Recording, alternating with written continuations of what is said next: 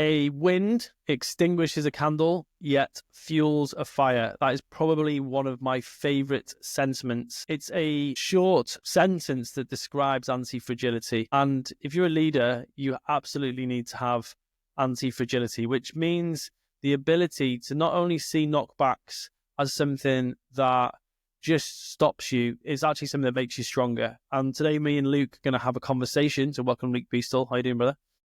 Thank you for having me on, Ben. I'm well. Yeah, I thought, like, when we're talking about doing the podcast, I think who better, and, I like to think about this as when someone's coming on, who better to have a conversation about reinventing yourself, anti-fragility, resilience than you, my friend. Because I think that from what I know of you and what time we spent together, you've reinvented yourself many times, haven't you, brother? Yeah, I mean, yeah, so obviously, just to give the audience a little bit of context, yeah, we did work together, and I think sort of our period of time working together was that space in which, yeah, put me down a different path, I guess. I think deep down within yourself, you sort of know that something has to change, but I guess it's knowing clarity on what that actually looks like, because you talk about feeling fragile, which, by the way, I'm quite an emotional, sensitive guy, so you sort of the emotions can get the better of you. So you sort of like hold yourself back. You sort of fear a lot of, I mean, for me in particular, is the sort of rejection part. That fear of somebody saying no, I don't want to do that. And I think once I had got that clarity in the pivot with my business, just as an example, and which actually has only happened in the last probably, I mean, we're talking, yeah, when we was out in Dubai together, I think that's when I started to shift the goalposts within the business and where I wanted to take it. Yeah, well, I think like sometimes when you talk about, even said you're scared of rejection, I don't think we're actually scared of rejection. I think that we're actually scared of the feelings that we have after the rejection, or the feelings we create after the rejection. Like, I think someone saying no on a call isn't that hard. I think it's all of the self-paration and the hard times that you give yourself after the rejection or the no. Let's call it what it is, the no, after the call. And I kind of worked that out a couple of years ago. I read Go for No by Andrew Waltz, who I had a podcast with. And I realized that someone saying no to me wasn't the issue. It was the story that I would tell about that no, which was the damaging part. Like, oh, I'm not good enough. Is my service not good enough? Why won't they pay me? And it was all focused on me. It was always focused on me. Like, why haven't they bought from me? It was never a them problem. And I think in the second half of my career, so, this is kind of this part of my career, I've realized that people say no based on themselves, not on me. It's just like, yeah, good frame though. And so that was kind of really, really empowering for me. I really want to just dig into your story a little bit, Luke, because you've reinvented yourself multiple times over. Like, we might want to share about, but you are not only reinvented yourself, but you've been your role across people's lives, isn't it? Yeah, it is. Yeah, my role is to help people build a new identity of who they've always wanted to become, I guess. Yeah, because even the other day you shared you were like skinny growing up, like skinny and like me, lean. I was actually the other way. I was chubby. Weird. I used to get, so I shared a photo, and I actually got a few people like messaging me off the back of it. I used to get called, like, obviously I used to play football, as you know, at a decent level, and I got called like a chubby captain because I was a leader, natural born leader, sort of captain. But yeah, I used to get little remarks like that, and I shared this actually with somebody else the other day, that I don't think it really sort of sunk in at that age, because you're sort of a kid, you play for, you just don't know, you're not really, I guess, in line with your emotions. But then when I actually went into the pro game, and then I got really lean, like lean athletic, I would have this real bad body image. I struggled with my body confidence a lot. Do you still have those struggles now? No, not so much. I did in my early stages of when I did like personal training in the career. That's why I think I went quite extreme with sort of body composition, like photo shoots, wanting to, like lead from the front, I guess.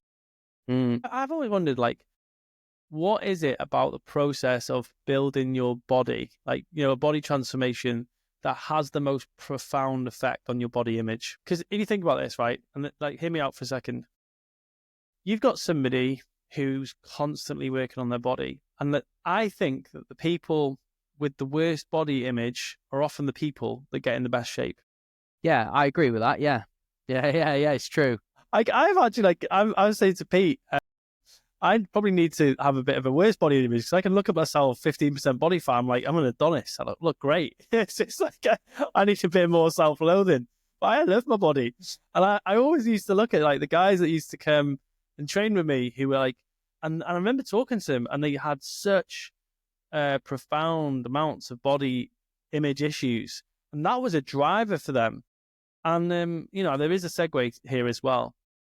And I think that going back to like anti-fragility and resilience, one of the things that I think that I've realized over the last couple of years is to be resilient, you have to change your motivation for change from fear and lack and scarcity and not enough to love and desire and wanting. Does that make sense? Because because like when the reason I've always been resilient, anti-fragile, tough, because I think I'm quite love driven. I really want things. I love things. And I looked at clients who burn out, who don't get back up, who give themselves a hard time. And a lot of the problems they experience is because they are driven by hate, fear, lack, scarcity, and that they are not anti-fragile because of that. And that's what actually inhibits their anti-fragility. That's what stops them from moving forwards, or what weakens them when they have a knockback. I can relate to that, Ben, definitely. I mean, it's good that you've obviously got that love desire. I definitely feel that more now, so with both my personal and professional life. But I think just going back to that body image that I struggled with for so many years as a young kid, I guess, and then going through my football years, it was because, look, I mean, anybody listening to this, everyone knows Cristiano Ronaldo, right? I can remember cutting out a piece of paper out of the newspaper and just going to this PT and going, I want to look like this guy. I just wanted six-pack abs, and because all I was ever used to seeing was I always had a little bit of like what I'd call a pot belly. So I sort of wanted, abs. But you got the result though, didn't you? You look great. Like you've seen pictures of you look phenomenal. Yeah. I mean, of course I did, but I did it from like what you said though, sort of that lack, that sort of I wanted that love from others, sort of like appreciation. I wanted to prove a point, I guess, in a way. It wasn't more coming from love for my own body image. It was sort of like, right, I'm going to prove all you people wrong that's called me chubby in the past, or like in the changing rooms. I mean, we used to have like body fat testing and stuff, and I was pretty much like starving myself, and then we'd have our body fat tests, and then my body fat would be going up, and then there'd be like lads taking the mick and banter in the change rooms, going, yeah, well, I'll just keep having my full fat Coca-Cola and having like KFC twice a week, and I've got lower body fat than yours. Like, this is just it racked my brains. Yeah. I've seen that in professional sport. Actually, one of the things, I was talking to a good buddy of mine who, he's a therapist for a professional football player, and a famous professional football player, and he didn't disclose the player, but he said it's like really high profile footballer, and he's been driven by hate and loathing his whole career. And it's just driven him to drink, driven him to drink and drugs. And I think that you see this in the business arena, you see it in the fitness, like in the what's called arena, the football arenas, is that when somebody is so driven by pain, they often aren't able to go the distance. They burn out. Like I always say, hate or loathing burns hot, burns fast, and burns out, like fear. And I've noticed that, but what I would ask you, because I think this is really important, because you've successfully, so you went from like transforming yourself, then you built a big transformation business, didn't you? You went straight from like transforming yourself into transforming others. What was the big driver to do that for you?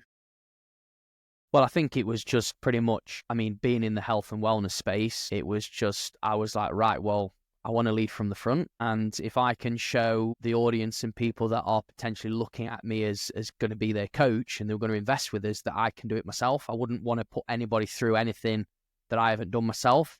So the biggest driver was, I guess for my own sort of credibility and being able to provide a service, it was, right, I want to go through this transformation myself. And to be honest, that what you just said there, even before you asked the question, is that was the catalyst for my business. I was like, I can remember getting off cruise ships because I sort of have like my uni years out there. I was having a ball of a time. I was like, right, I want to get in the best shape of my life for my 25th birthday.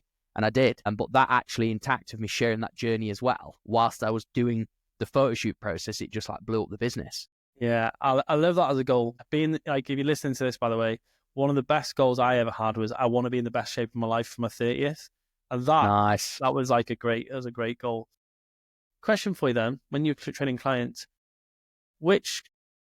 what made clients go the distance? You know, in terms of resilience, anti-fragility, what do you think separates a client that can keep going, can keep pushing forwards no matter what the circumstance, versus someone who drops off when things get hard? What do you think separates the two? I mean, I believe a lot of it comes down to who they've become as a result of their result. So their identity sort of shifts. They see things a lot differently to what they probably once saw it.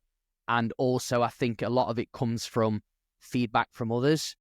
So they also notice a shift in like little comments, I guess, what people would say that it kind of like takes them back. So I was even talking to a client today and he sort of picked up a pair of trousers that he called them.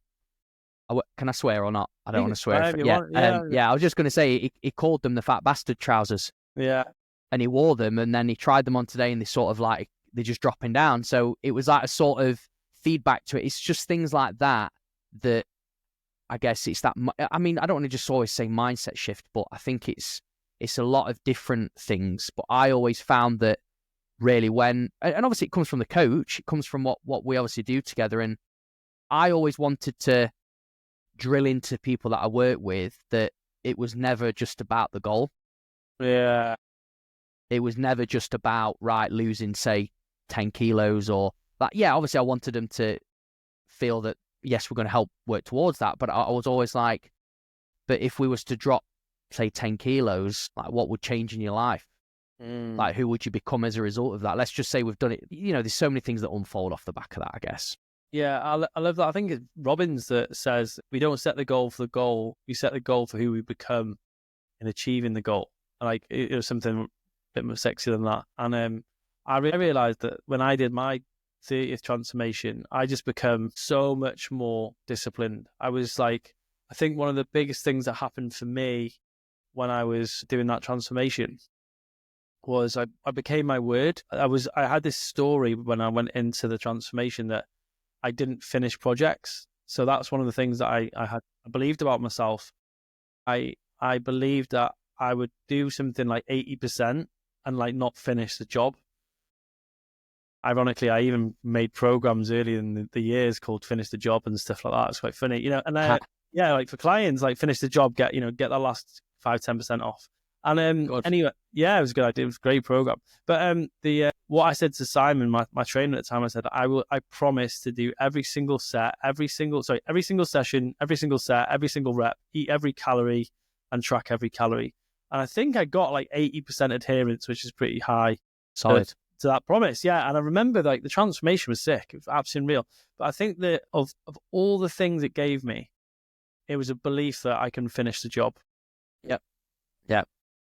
Definitely. I was the same. I mean, the whole photo shoot journey for me was being able to see that finished product of what I'd always dreamed of. Yeah. And to be able to do it, and I want to be honest when I say this, to do it with no sort of supplements. Yeah. Other than like creatine, you know, because the guy that I was coached by, he did offer it to me. He sort of said, Luke, do you want to take certain things? Because he'd done it with his bodybuilding prep and stuff. And I was like, no, I want to do it the hard way. And you know, just to give people context, you know, you're talking hundreds and hundreds. I was doing like the last 3 weeks, I was carb cycling. I was doing 600 odd minutes of cardio a week, 6 days a week. It was ridiculous. It was sort of like, how can I even sustain this? Which it wasn't sustainable, because after that, I just went crazy. But it was sort of, once I stepped out in front of that camera, I actually couldn't even believe I was in front of that camera posing the way I was, because I would never thought of doing that because I used to struggle so much with my body image. Wow. I think you're actually good point about what we're talking about here is like having a reference point. Like I honestly think that the reason people keep going is that they can go, oh, this is where I'm up to. This is where I'm up to. Like, you know, feedback loop is like, and like the photo shoots are really helpful for that. Like, oh yeah, this is where I'm up to. I remember like even when you do, like even 75 hard has a mechanism where you have to take a photo every day. And Yeah. I think it does it just because, like, to be fair, 75 hard. If you haven't heard about this, by the way, it's 75 hard is a 75-day challenge where you have to do 2 workouts. You have to read 10 pages of a book, drink a gallon of water, follow a diet, and take a photo every day. I can't remember the couple of things. And one of the things that it swears by, it says it'll build your confidence and resilience because you have to do it, like, no matter what. Like, you have to do it no matter what. And I think that's kind of like what I was hearing for you and the same for me. Things just became non-negotiable. Like, I didn't negotiate with the strategy. It's like the strategy was a strategy. I was doing what was said on the tin and I wasn't allowed to deviate. And that built my confidence, built my resilience so much. And I think even now, sometimes I'm like, just follow the plan, Ben. Stop deviating from the plan. Just follow the plan. And that's what makes me, even when things get hard, I'm like, get back to your plan, follow the plan.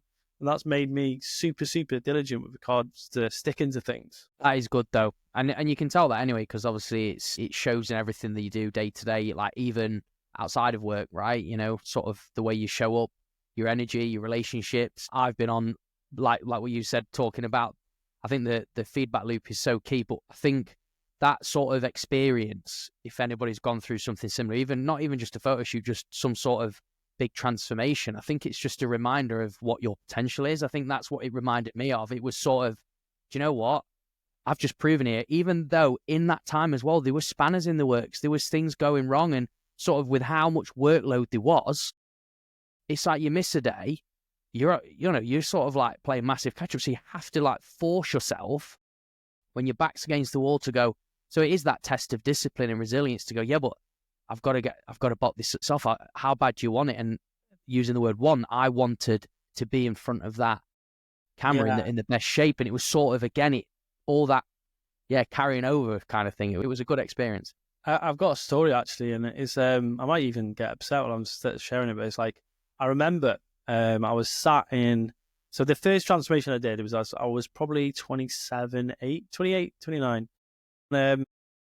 I did like 10 weeks of the transformation, and Simon was coming up to do a photo shoot, and he's like, right, okay, and he needs you to go and get your suntan, your spray on tan done. And I was like, no, I put that off. But anyway, 2 weeks to go, which is, as you know, with a transformation, it's the final prep is where you lose so much. You transform in the last 2 weeks. It all comes together. It does. It's like the kind of the crescendo.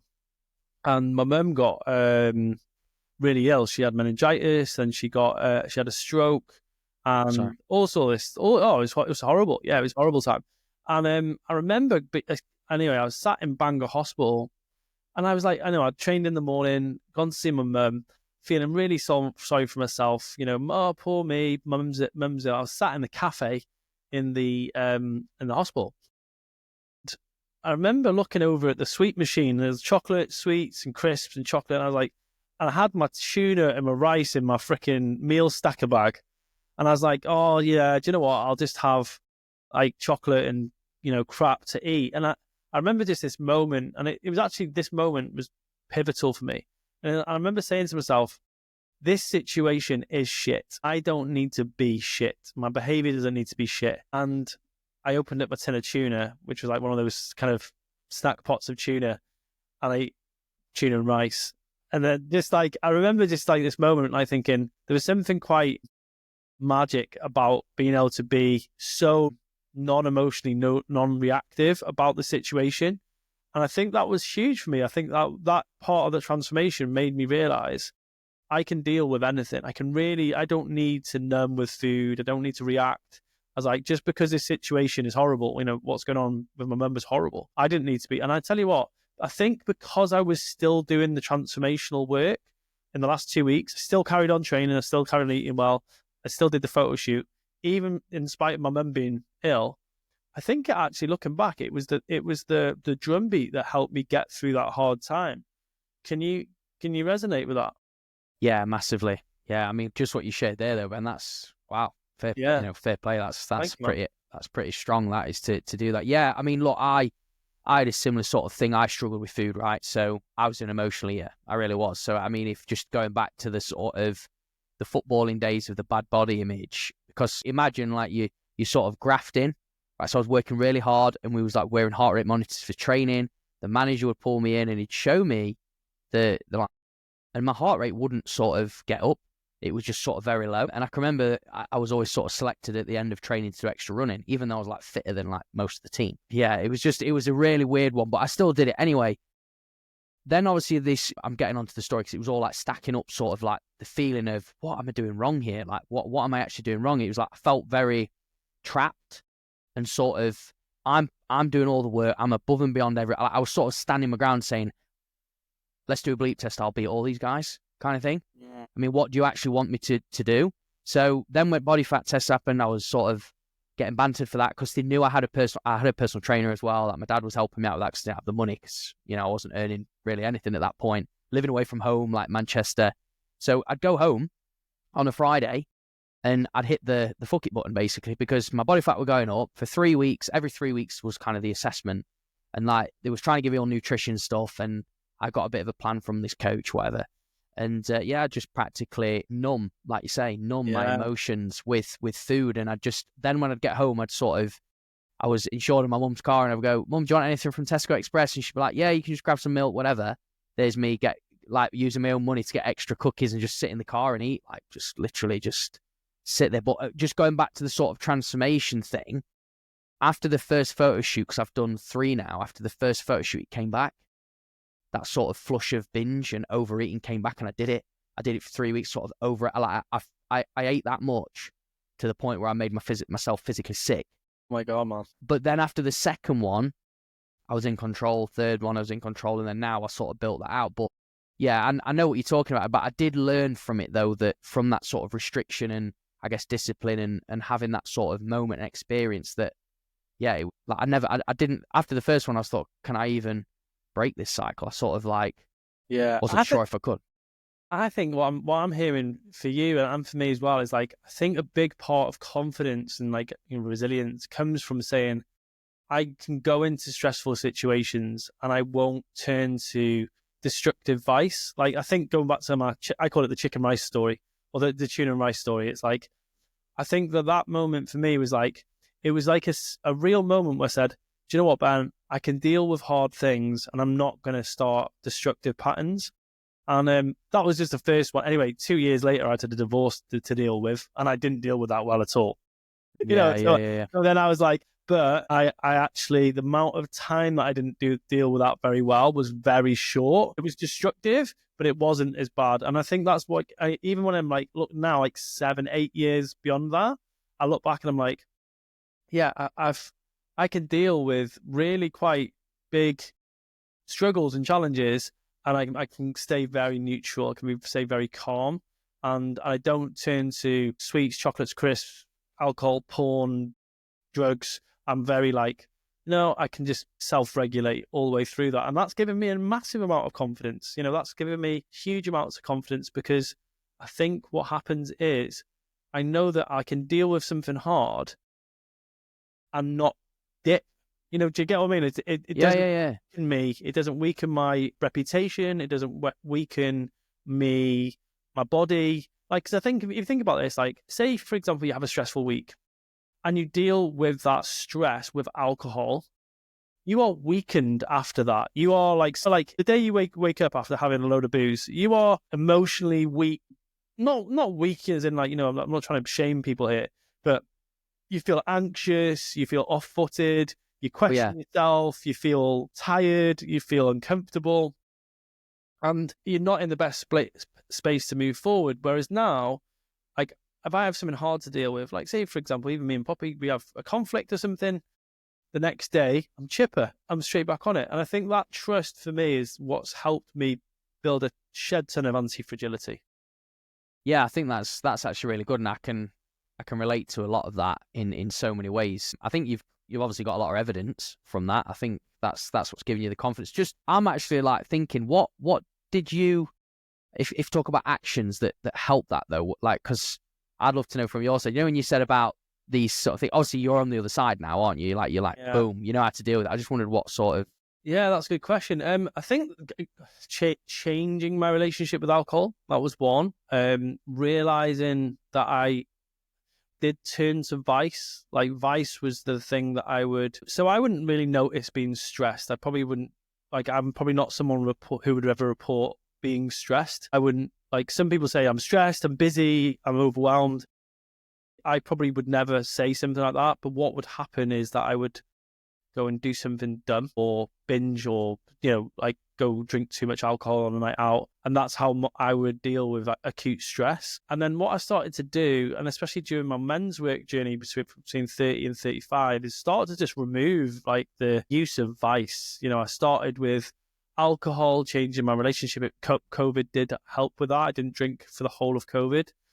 And then it was like looking at changing my self-regulating behaviors. So instead of on a Friday having a gin and tonic, I would go and do a breathwork session. And so what I did is I started creating what I would call habilitative coping mechanisms. So things that actually built me up instead of broke me down. So that was a big shift for me. And then also, I think, you'll probably resonate with this as well. It's having the kids. It's just that, if Remy comes in the morning and you're tired or you're burnt out, you don't get a choice. I don't get to have a choice. My kids are getting up at 5 a.m. regardless of how I feel. And they're full of energy.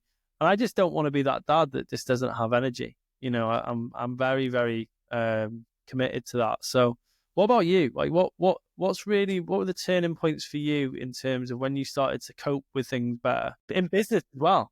Yeah, right. Well, yeah, this is a good one. I was thinking as you were talking, actually, but I just wanted to pick up on that point you said about things that you actually actioned that built you up instead of like breaking you down. I think that's actually really good, That's actually really good because I know a lot of people listening, and I know I can also advocate for this, is that, yeah, I guess when I was sort of, if you want to call it stressed, overwhelmed, my actions would be breaking me down without me realizing it. You just did it by emotion, I guess, and then it wasn't actually building you up, but actually, like for me now, if I talk about when I've been, if you want to call stressed or overwhelmed, rather than me, if you go back quite a few years now, food, it would be going outdoors, running on the trails, and just with no music, and just letting my thoughts run, kind of thing. You know what I mean? That I say no music and no podcasts and nothing because that's been a game changer for me, just to actually run with no noise. Right. Oh, yeah. Because I do run with noise. I struggle not to. Like, I actually struggle not to. Yeah. No, it's just because obviously, I mean, I know we're on a podcast, but before I set up my podcast, I'd listened to so many podcasts, and I still listen to some now. But when you're sort of like talking all day, you're creating, you're doing whatever. It's like, do you know what? For me, because obviously you're talking like, obviously, I know you're in Dubai now, and you was in Wales, but just walking out, going on the trails and you hear horses, sheep, birds. So I don't know, it's sort of like quite peaceful and it just slows me down. I think that's, so going on to the point about what sort of helped me, it's, as I say it, like last year, like the theme of my 2024, like in one word, was space. Yeah. Actually, that's so interesting because like when you were saying that, I've noticed this year. So I've had a really good January, February, like probably like coming into this year. Seriously, I was like, to Poppy, we're gonna have to go home. We're not in a good place financially, and because there was just so much uncertainty, and loads of opportunities on the table, just nothing converting. Anyway, 2 days into January, because we pay the rent in an annual payment, right? And school fees, everything like that. I was like, oh my God, we're gonna have to go home. And literally overnight, things changed. Like literally, a couple of deals came through, and this holding my nerve was really important. But the thing that's really been the biggest shift is that my default as a person was to speed up to cope. Like to cope with things, I would speed up. Like internally, I would whir and I would speak faster. I would do more. I would like everything in my being, my psyche would be like I speed up to cope with stress. And then I did a bit of work around this with my therapist Tim, and I talked about it. And he said, "Yeah, Ben, you work not to feel." And I was like, "Oh my God!" I remember hearing it. I was like, "What?" And he said, "You will do anything not to feel your emotions." And I was like, and I could feel what he said, and I was like, it hit me really hard. And I realized what I would do is if I felt big feelings about stress, worry, concern, money, finance, the thing I would do is I need to work, I need to do some more, I need to go fast. And I think what's been a big game changer when you said space is like, last year was about creating space. And then this year has been slowing down. And I've noticed as I've slowed down more, I've slowed down my sales cycle. I've slowed down how I onboard clients. I've slowed down my sales process even. Like, you know, clients get way more time before you even create agreements, all sorts of things. I've slowed right down and my whole life has improved and I'm so much more present and, you know, in the moment. I think that's something that's like made me feel way stronger, like less, you know, because like instead of speeding up to deal with stuff, I'm just slowing down, you know. So I think that really speaks to me what you said about the space. Yeah, less is more, you know. I think that's been a big part. Look, I mean, obviously, yeah, I mean, I can remember that one of the first conversations I had with you, and it was like, whoa, man, like, whoa, it was sort of like, slow down, you know. And I was frantic. I was sort of scared, you know. There was a lot of sort of emotions. I'm going, hold on a minute, you know, I want to build this sort of, if you want to call it executive coaching, business coaching, consulting, whatever, you know, whatever that. But it was sort of coming away from something that I was so used to with the fitness side. I wasn't giving myself, I was sort of always on the personal development train and the treadmill. It was like podcast, fill every bit in my calendar with something. Yeah, but I need to listen to that. I need to listen to this coach. I need to listen to that. And I guess for me, I probably was, like, even with my marketing, even with the conversations I'm having, I bet people just sat there nearly falling off the chair because there was, whoa, this guy is just, whoa, he is so much. But what's been sort of my, if you want to call grounding piece, or something that I say to a lot of people now, what's helped me is the podcasting. I was going to say, like, yeah. Unbelievable. It's been the best thing I have ever done. Really? And why? For you? It bowed my loneliness, Ben. I was lonely, you know. I mean, I came, you know, at the end of the day, the reason when I come to Dubai to the business retreat is because I was rock bottom. Like, when I say rock bottom, I don't mean sort of like, you know, in a place where I was, but, you know, I invested in that to be around guys and to also be in a different environment to sort of not find myself, but you could say reinvent myself. I was sort of, I wanted challenge. I wanted somebody to hear me out and say a different perspective, which obviously that helped. And then that was in January, like middle of Jan. Obviously I had the conference where I spoke on stage. Then it was sort of going into Feb. It was, podcast was going. It was like, right, I'm doing it. I'm going to, my mindset in 2024 was, I'm saying, if I'm going to do it. And yeah, I learned a lot. I think I learned from conversations. You know, when you said to me, when you said, Luke, go out and have 100 conversations. Yeah. Right. Okay. So that to me felt quite transactional. And I'll only say it in this way because people didn't want to have a conversation. They felt like, oh, he's going to try and sell me something. Yeah. So by doing sort of the podcast, it's quite relaxed because I'm just hearing their sort of business journey, their life's journey, sort of whatever it is. So for me, it was quite a relaxed space. Like, it was, in a way, they thought it was, oh my God, I've learned so much about myself. I feel like this is therapy sort of thing. But here's me on the other side going, I'm learning something about somebody here. And then that's sort of like helped me with my business coaching journey. And actually the slowing down part, like you say, I've actually started to attract more people that way rather than being so, it's got to happen now sort of thing.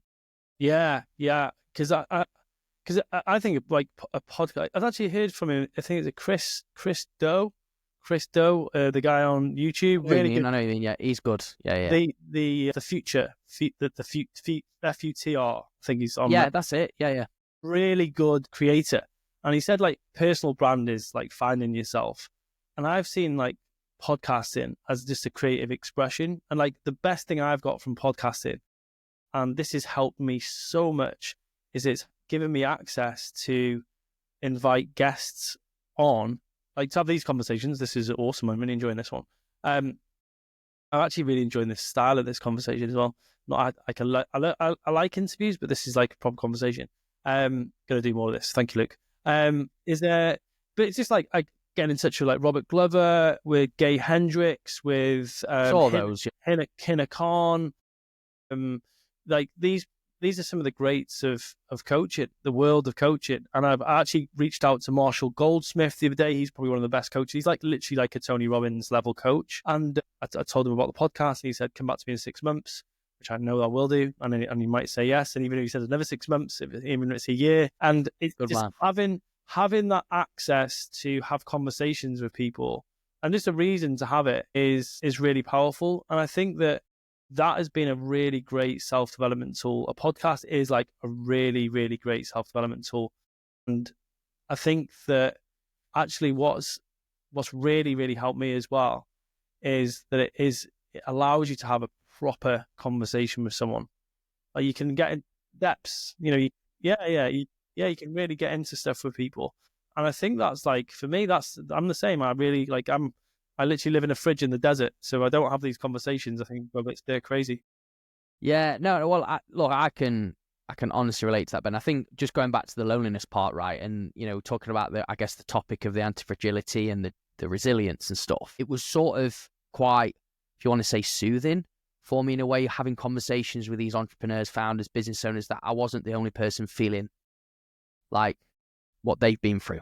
So it was sort of a lot of relatability, and it was sort of, in a way, filling my cup up, going, okay, look, you're not the only one. And I'm not saying it's always about chasing that feeling, but it giving me confidence to go, do you know what? If you really want this, what you say you want, like this dream life, this business, whatever that looks like, and then like, absolutely, having Remy and stuff, she's definitely brought that presence to me, and the boundaries and sort of the slowing down and all those things. It's just been a combination, but yeah, just the whole podcasting, that past the surface level, past the 15-minute sort of short, sharp, elevator pitch conversations, I just feel like I've been able to become better as a business owner and a dad, and everything as a result of it. Yeah, it's funny. It's like, there's no better self-development tool. I'll say the podcast, the two other things, a kid and a marriage. It's just like, well, I'm not married yet, but yeah, I know what you mean. Yeah, kid, like, definitely, yeah. Marriage is a great self-development tool. Like, I think my biggest personal development in the last 5 years alone has been getting remarried and being married again, like the struggles that came with. Because one of the things that actually you think, and then, we thought this was going to be, we got married in Santorini last May. Nice. And we just envisioned this like, oh my God, as we do, unicorns and rainbows. And then as soon as we got married, we had struggle. We had like loads of struggle over the last year. It was a hard year for us as a couple, for all sorts of different reasons. Not that we were in a bad place. There was just so many challenges for both of us individually and together. And I just realized that was the thing that I needed to go through, and we needed to go through in order to be where we're at now. Like, me and Poppy are such a solid couple. And I think that is a tool. And sometimes I think that we avoid those things. Like, I think we avoid those challenges thinking, like, whenever you speak to someone and you say, oh, you're going to have any kids? And the first thing they said, oh, I don't know, it'd be hard. Or, I mean, like, just do it and you'll be able to cope. As soon as you have the kid, you cope straight away, don't you? As soon as, like, I was speaking to my mate Craig today about this. I was like, oh, are you going to have a second? And I'm not going to share what he said, but one of the things that I shared is like, you just cope. As soon as you have your second kid, you just cope. You just rise to the challenge. And I think that's part of being able to, like, same in business. As soon as you start putting more on your plate, you just cope. You just rise to the challenge, and you actually, like, really up your game. And I think that's why, like, for me, my last 2 years has been really, really orientated around understanding 10x goals, like understanding what does a 10x goal do for someone. And doing a lot of work with Ben Hardy and following his work a lot. And I realized that is essential for building resilience, is like having a goal that forces you to be stronger than your old self. Yeah, I agree with that. I think, but then again, it's understanding it, I guess, for most, and what that would look like, because naturally we're hot. I've done this quite often in the past, and I think it's just the state I was in the moment, such as quite frantic, sort of stressed out, uneasy, whatever, is that sort of, I don't believe I can do it. It seems too far-fetched. It's impossible. It's never going to happen. Are you mad? That's the sort of feeling you have when you hear the word. Well, I mean, 10x is thrown around quite a lot, but it's. Yeah, it was weird. It was weird actually, because I did this. You should do it actually. It's really good exercise. It's called the Magic 100, and you write down 100 people that you just want to network with, and you make conscious efforts to get in touch with them. Yeah, Top of my list, Ben Hardy. Anyway, I'd written to his PA 2 years ago. Saw this post, yeah. So I'd written to him 2 years ago saying, does Ben mentor? Sorry, he doesn't do that at the moment. Not looking to mentor in that way, yada yada. And he's got other projects. I went on his course, so I did his course. I worked with him for 12 weeks. Oh, nice. And yeah, it was awesome, really, really good. And then just got a message from his PA the other day, like, Ben's looking for collaboration, looking to, we can see you're a coach and you've got some consultancy experience. Would you be interested in a conversation with the CEO of his new business to collaborate? And I was like, couldn't write back fast enough. I was like, holy shit. Yeah. And I think it's funny is that sometimes this could be like law of attraction, law of action as well, though, is that you've got to be willing to put those things down on paper. You've got to be bold enough to put those things out there, right?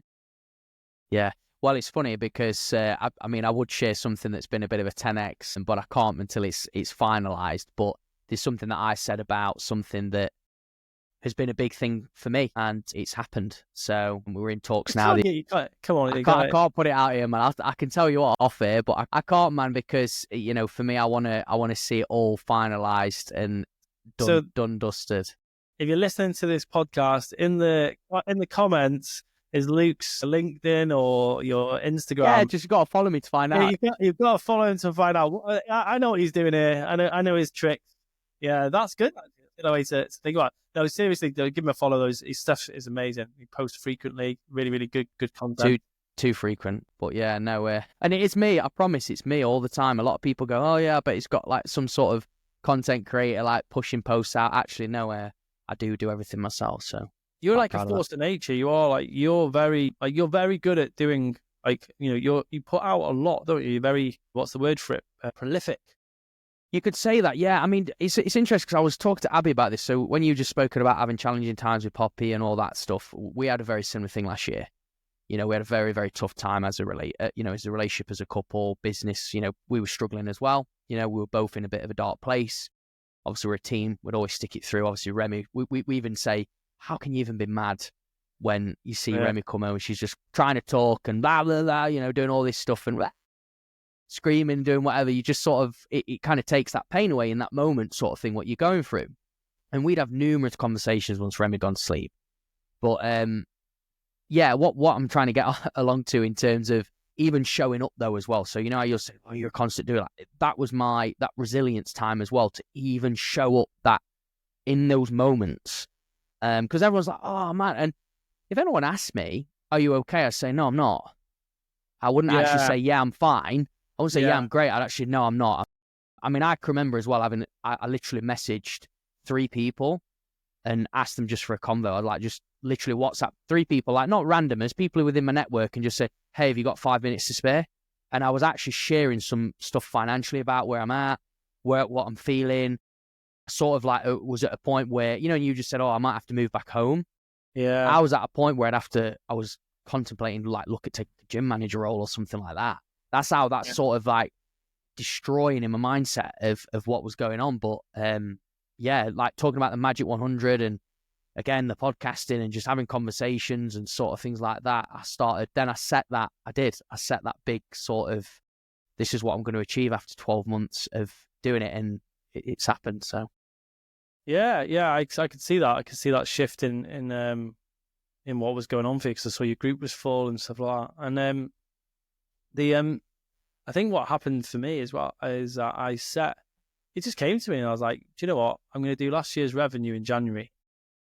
Wow. I said it at the start of January. I just said it because I've challenged clients to do it loads of times. And I was like, come on, Ben, drink your own Kool-Aid. And and I was thinking I was 15 days in, I was 50% there. And I was like, holy shit, this is a possibility. Right, I'm going to go for it. And I had so much momentum, and then just a couple of deals said, oh, not right time, we'll do it later in the year, which was fine. But because I was willing to set that goal, I did end up doing it middle of Feb. So I was like, yes, I did that by the middle of Feb. And, 6 figures, it wasn't a small goal.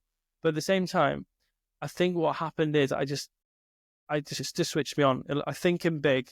And I think that is sometimes what we have to do sometimes to get ourselves out of a shitty situation, because we think it's so small, so reactive, so safe.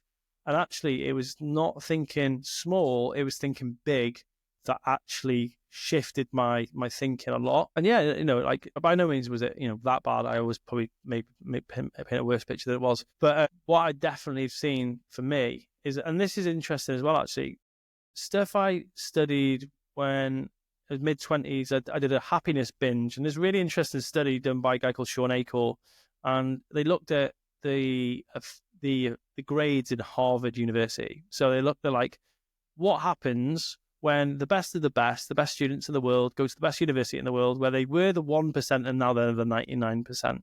Like what, and then what happens to those people when they all come together and they're doing some of the hardest degrees in the world? Like, who is it that actually gets great results when things are hard? And you think it's like the smartest. And I was like, yeah, I remember reading the study thinking, oh yeah, it's going to be the smartest kids. Not the smartest kids. It's the people that turn towards their social support network when they're struggling. Right. That's good. And I remember reading it. It's something that shifted me and the way that I think about this sort of stuff forever. And it's like the biggest determinant of your long-term success as an academic, anyway, at least as an academic, but the biggest determinant of your long-term success is the depth and the breadth of your social support network. And for me, what that really meant, it was like, it's not just breadth. It's not I've just got a lot of followers and fans. I've got depth. I've got actual people I can. And what you said there actually really triggered that for me. Is like you had people you could pick the phone up to and say, "Hey, listen, man, I'm struggling. What's going on?" And I think that was a big thing for me. Is like having those people that can go, "Listen, I'm really like not feeling great at the moment." Yeah. I agree with that. And do you know where I actually got that from? Simon Sinek. I was listening to his like sort of things, and he was just saying that all I wanted, like I think he was having a conversation. So I was asking a question. It's like, hey, if you've just got 5 minutes, hear me out.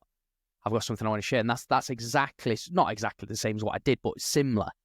Where there was business owners, and I shared my sort of my struggles and where my mind was at, but they didn't know me well enough, if that makes sense. So it sort of felt a little bit of a good space to really go in on it. And it wasn't like it wasn't a cry out for help. It was just sort of, right, this is where I'm at. And do you know what was interesting is they've been checking up on us and stuff like that. And obviously I've said, thank you, thank you for holding that space to allow us to have that conversation with them.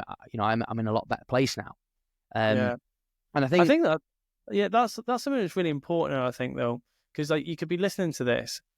I think Luke and I are very similar. A WYSI work. What you see is what you get. Like if I'm feeling frustrated, I'll tell you. If I'm feeling down, open. But I think that one of the things that I think is almost like a picture that's painted on socials and things like that it's all rosy and it's all unicorns and rainbows and orgasms, and it's really not. Yeah, it's not though, is it? Do you get what I mean? It's like when you look on social media, you think that everyone is crushing it. It's easy. They're scaling. Like yes, there has been parts of my life where it's felt like unicorns and rainbows, but you can always predict that there's going to be hard times. There's going to be hard times, and I think that one of the things that's made me more resilient is knowing that there are going to be great times and there's going to be hard times, but not worrying that the hard times show up, and not like, oh my god, I shouldn't be experiencing this. It's like, no, I should be experiencing this. Poppy said this the other day, actually. She's like, no, we should be feeling like this because it's hard and we've got to get through it. And I was like, yeah, you know what, you're right. And I think that that's something that you've got to start to embody as a business owner, is that there's going to be hard times, and that's where it's the real test of who you are as a leader, as a person, as a business owner. Yeah, I couldn't agree more. I mean, that's something that, me and Abby talk about quite openly. It's obviously you've got a great partner wife should I say, in Poppy, and I've got a great fiance in Abby. Is that I would never like turn back time and go, gosh, I wish it was smoother. I mean, there was an analogy that I took away from a performance coach that I work with, and it always sticks to me to this day. Is nobody queues up for a flat roller coaster ride, and I don't know. Yeah, I don't know what reference. Yeah, honestly, I just couldn't believe it. I was sort of like, it's so true. So it's just sort of the peaks, the troughs, the adversities, and I think just talking about that resilience as a result of that bad experience or those tough times, if you want to call it. Yeah. We talked about this in Awaken Man a lot. Is like tough times create hard men create easy times, and easy times create weak men. and then weak men create hard times, that adage. And I realized that that's not just an adage for the global economy. That's who you are as a man. Is like when your hard times make you hard, you create easier times. The easier times can make you soft, and then that softness creates your hard times if you let it. And that's why David Goggins says, stay hard. Stay hard. Don't let the easy times creep in. And I think that if I look back to my, just before my turning 30, I had some good times. I had like an unbelievable run of like coaching business was doing well, the gym was doing well, created really, lots of money was flowing towards me really easily. And it created some easy times. I was like, and I got complacent. Yeah. And then life gave me a kick around the arse. It was like, boom, this is it. And like, deal with that. And I think like looking at that, it's like, oh yeah, shit. I just was living the dream a bit too much. And it was a really good little reminder that, when easy times and you get complacent, that's when you need to make sure you stay disciplined. Yeah, definitely. And I think it's also, I think what I lost though is that creativity as well. So I felt very one-dimensional. I think in my sort of line of work, I just had a certain way of doing things, and I didn't expand any further from that. And then what I've found now is that I guess I'm like what we was talking off air before about like firing shots and stuff like that. For me, it's just been, I'm looking at Remy as someone who's trying different things. She's playful. She gets down, gets back up. I mean, I can't remember the exact number how many times babies fall down, but they keep getting back up again. I'm witnessing that, and I'm like going, do you know what? This is kind of what I'm starting to take into the way I do things in life and business is, I'll fire that shot. If it's okay, if it don't go anywhere, it's okay. I'll try again, do this. Actually, I'm going to spin that off there. I'm going to try it. I'm going to value add that there. I'm going to do it, and it's sort of been such a shift in everything that I've started being able to do. But again, I guess without sort of that space, without, again, slowing down and checking in and, again, having those hard moments. Because I think when you have those real hard, tough moments, well, you know what it's like, Ben. You find out who you truly are. Yeah, I agree. As a person as well. That's what I learned. I've learned more about myself in those dark, deep moments than I have when I'm flying high and in the most like sort of like not cushy but momentum position. Yeah, it's funny because like it very similar to me is like when you're especially when you're like a personal trainer, your job is structure. It's almost like you have to have a complete breakdown of all your structures to become a coach. It's almost like the opposite. You're working with creativity instead of linear structure. And what was really interesting for me is that it was like a total identity breakdown. I remember leaving the Fast Way to Fitness, and I was like, if I'm not Fast Ben, who am I? I had to really recreate my. Like even when I left Awaken Man, I was like, who am I if I'm not coaching men? Like what am I, what kind of coach am I? Who am I coaching? And it's an iterative process. I think that's the thing is like, and I think it's being able to say like, isn't like business is an iterative process. Yeah, I like that though. I think it is. That's what I had to find with obviously Muscle Coach is I still have got a part of that of me. I still let that play out and I enjoy it, and I do. It's still part of me and what I do day to day. But the sort of like master your boardroom, master your life, master your time, master your life's there, and it's starting to shine a little bit brighter. But the master your time is the first step for a lot of people that I seem to be attracting. It's sort of like solo business owners transitioning from employment to self-employment. Nice. Okay. Tell us a little bit about that, Luke, because we're going to wrap up in a okay. minute. Yeah, all right. So this again was discovered through what I guess I value more. So I kind of got into that place and done the whole money chasing, done all that sort of thing, all that. And I found that I really value time, and especially now as a dad, you value time. So I was thinking, right, master your life. People don't really understand it. Sounds great, but it failed when I launched it. So I was like, I need some like first step, some sort of like, where can people step on a stone and just get a flavor of what it's all about? So I was like, well, time freedom, time, it's the certain thing. And I started to realize is that when I started putting that out there to the world, it started attracting people that was sort of not happy in the job, They were stuck where they was, but they had an idea or a business at least making a little bit of revenue, but they really wanted it to be their sort of full-time thing. But they were struggling with that mindset and struggling with sort of, I guess, discipline around it. So then obviously for me, I've just brought a small group together. I wouldn't say I've got masses of people. I mean, the max that I would ever take on in that group is 20 and with like 50% capacity. And I've created trainings, resources. I do one-to-one with some of them in like more of a VIP arena, and they do one-to-one with me. And the results since like middle of last year, I guess, when it started to take off. I guess even last year, I didn't really heavily market it that much. But then this year, it's really started to kind of grow and make some noise, and people are getting wind of, he's this kind of guy. Oh, this is what he can do.